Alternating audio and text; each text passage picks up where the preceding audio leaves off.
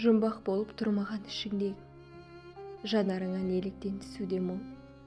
Маған ешкім емесіңді біле тұра, неге сонша қызғандың, түсінбедім. Не жасырдың, түкпіріне жүректің, ақырындап өтіп жатыр түлеп күн. Көзім талды қызығам деп жұрттарға, ал біздерде сол салқындық бір екпін.